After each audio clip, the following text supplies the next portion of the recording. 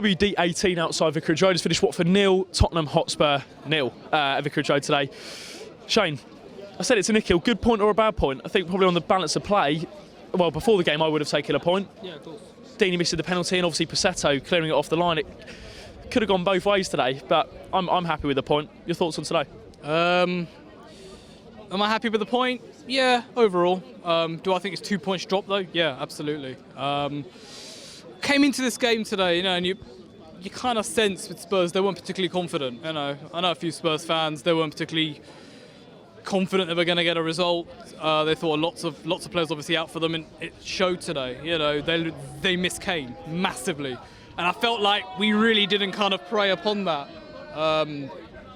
in the grand scheme of things. Really, first half.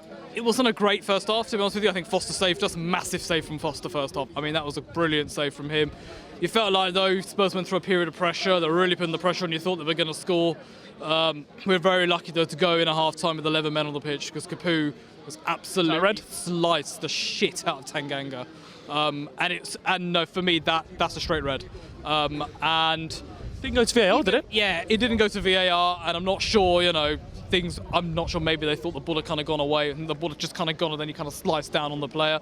But if that should have minimum been given at least a very strong yellow, and then he committed the other foul that did get him the yellow card and probably would have been sent off for that. And I think we're very fortunate that was actually the case from the highlights and so on that I've seen. But unfortunately, the highlight I haven't seen is Troy's penalty, and it does happen and all that, but my biggest question with Troy today is why did he change his tactics? You should just go straight down the middle and would have been done. I think Spurs, psychologically today, they knew attacking the Rookery for them in the second half would have been key because of what happened to them last season. We absolutely murdered them last season. We heard the groans when the two teams changed sides. It was like... Yeah, and it's a genuine thing now, because last season I remember, the whole Deeney on Davinson Sanchez, the Rookery acted like a proper 12th man that day, and that was huge for them, and they knew that. They knew that going into the game, and fair play to them, they changed the conditions to kind of suit them. But I felt like today chances kind of were kind of there, but then they kind of weren't, and things were a bit stodgy.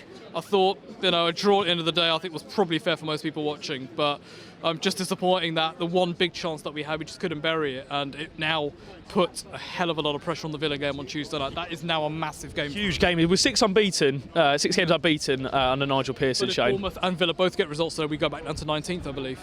We're on 23 points out of 23, 2 points above the relegation zone. Yeah, so if results, we could quite easily be back down in the relegation zone again. The Villa game is now massive. They soundly beaten here. They've got injuries, yes, but they're going to want to make amends on, Villa Park. The atmosphere there will be electric, and they won't give us any kind of room at all. Really bad news, things start to go off. It's a hamstring injury. Don't know how long he's going to be out for, and that's really bad because instant impact there is he's not going to be available for Tuesday night, and we need him. Today, 2 players really stuck out for me. The first man being Masina. Thought he was phenomenal. I didn't say this. The Bournemouth game, he was, exceptional. But today, he was superb on the ball. Never put a foot wrong today. Didn't miss a beat at the back.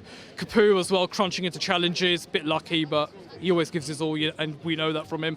Sarr worked his bollocks off today, and first half, you saw him up against Tanganga, and I felt like first time he could have run him a bit more. If he'd been forced into a mistake, it's a potential red card there as well. But overall, it's a point. I think if you'd said that to us maybe 3-4 months ago, you're going to get a point at home to Spurs, I think we all would have laughed. And a clean sheet. Really laughed. But Nigel's turned things around. He's turned things around here, and it's great to see. Move on as well to Tuesday night, massive game. Thursday night, I don't particularly care about Tranmere. I'm going to be totally honest with you. If we get knocked out of the cup, then fair play to Tranmere. But the fight goes on in the Prem. We've got a big game here as well up against Everton in a couple of weeks' time. Need to keep on winning games, need to keep on picking up points. But before any of that, Villa away must be negotiated, and it's got to be negotiated with 3 points. That's all I can say on that. Top man, Shane. Well said, mate.